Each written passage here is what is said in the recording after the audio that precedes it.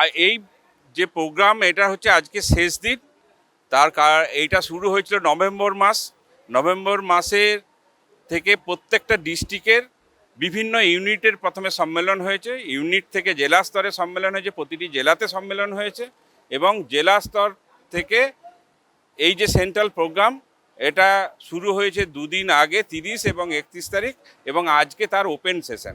এই ওপেন সেশনে টোটাল সাধারণ সদস্য এবং নেতৃত্ব একযোগে এসে তারা আগামী 2 বছর কীভাবে সংগঠনের পথ চলবে এবং কি কি দাবি দাওয়া নিয়ে আমরা এখানে আলোচনা করছি সেটা তারা নিতে এসছে। আমাদের প্রোগ্রেসিভ ইউনাইটেড ইঞ্জিনিয়ারিং অ্যাসোসিয়েশনের উদ্যোগে রাজ্যব্যাপী যে এদের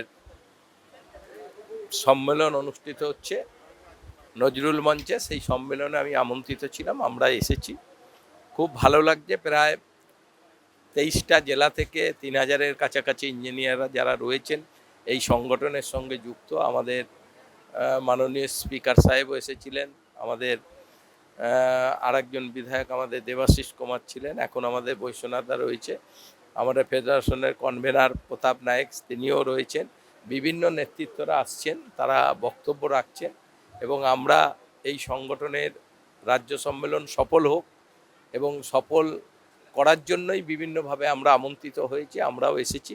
ভালো লাগছে যে আমাদের মাননীয় মুখ্যমন্ত্রীর যে উন্নয়ন করছেন সেই উন্নয়নে যাদের মুখ্য ভূমিকা রয়েছে আমাদের ইঞ্জিনিয়ারদের, তারা সবাই এত সংখ্যক ইঞ্জিনিয়ার 23টা জেলা থেকে তারা সংগঠিত আমাদের ফেডারেশন, তৃণমূল ফেডারেশনের ছায়ায় এরা সব রয়েছে।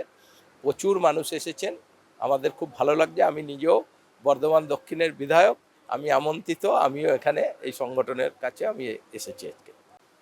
প্রোগ্রেসিভ ইউনাইটেড ইঞ্জিনিয়ার্স অ্যাসোসিয়েশন তারা ইঞ্জিনিয়ারদের যেরকম দাবি দেওয়া, তাদের স্বার্থ রক্ষার ক্ষেত্রে আন্দোলন করে, স্বার্থকে সুরক্ষিত করার চেষ্টা করে, সাথে সাথে পশ্চিমবঙ্গ সরকারের যে প্রকল্প সেই প্রকল্প রূপায়ণে প্রধান সৈনিকের ভূমিকা গ্রহণ করে।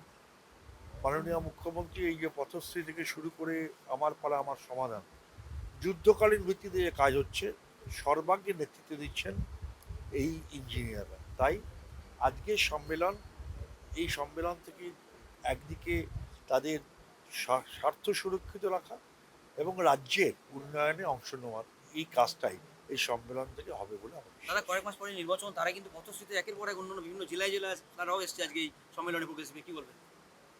রাজ্যের আর্থিক প্রতিবন্ধকতা সত্ত্বেও, ন্যায্য টাকা না পাওয়া সত্ত্বেও, যেভাবে মাননীয় মুখ্যমন্ত্রী এই বিভিন্ন উন্নয়নের কাজ করছেন, তার জন্য তাকে আমাদের প্রণাম, কৃতজ্ঞতা।